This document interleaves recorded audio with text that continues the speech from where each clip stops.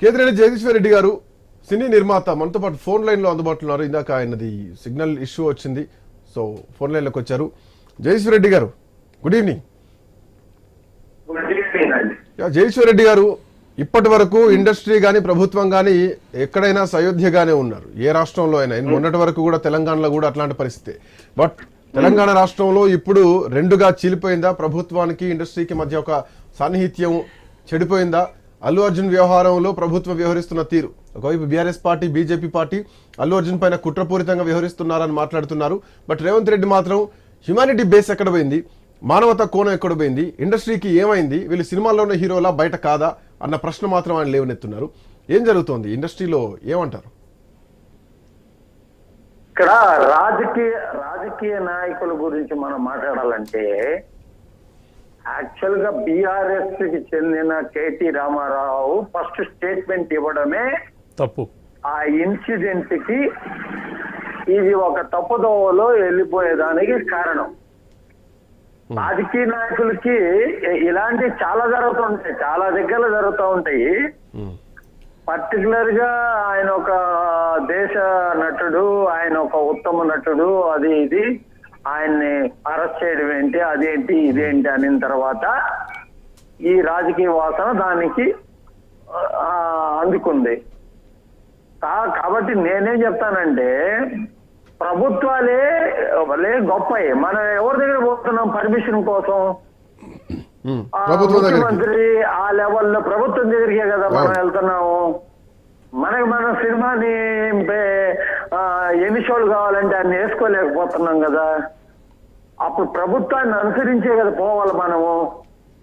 మనం గొప్ప వాళ్ళము అనుకునే ఫీలింగ్ ఉంటే ఈ ఈ అల్లు అర్జున్ కానీ ఇతరత్ర వాళ్ళ ఫ్యామిలీ కానీ ఎవరైనా కానీ మొట్టమొదటి నుంచి ఇది ఒక కాంట్రవర్సీ అనేది నడుస్తుంది. అంటే ఏంటంటే ఆ మెగా ఫ్యాన్స్ నుంచి వచ్చిన గందరగోళం ఈ సినిమా రిలీజ్ సందర్భంగా దీన్ని ఎక్కువ 12,500 థియేటర్లో రిలీజ్ చేస్తున్నారు, హైప్ చేస్తున్నారు, ఈ చేస్తున్నారు అని ఈ సెల్ఫ్ ఎక్కువైపోయింది. సెల్ఫ్ అని దాన్ని ఏమంటారంటే ఏమంటారు అనేది ఇప్పుడు ఇక్కడ ఆలోచించదగ్గది ఏంటంటే ఆ ఫ్యామిలీకి న్యాయం జరగాల్సిన వ్యవహారం అయితే ఉంది.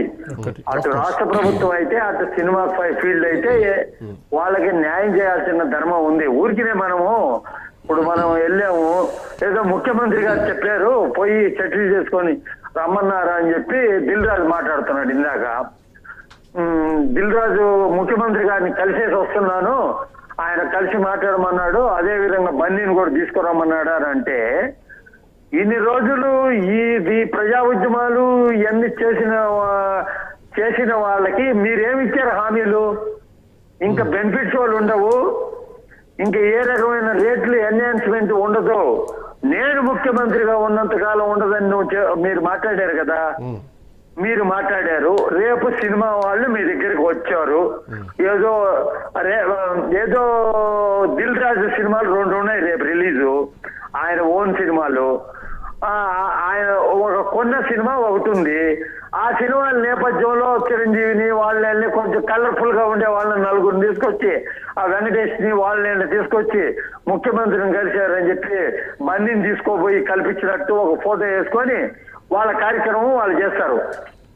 ఇప్పుడు ఎన్టీ రామారావు అట్లా కల్పిస్తే ప్రజల్లో ప్రభుత్వం మీద నమ్మకం పోతుంది, హాస్యాస్పదం అయింది. జగదీశ్వర్ రెడ్డి గారు,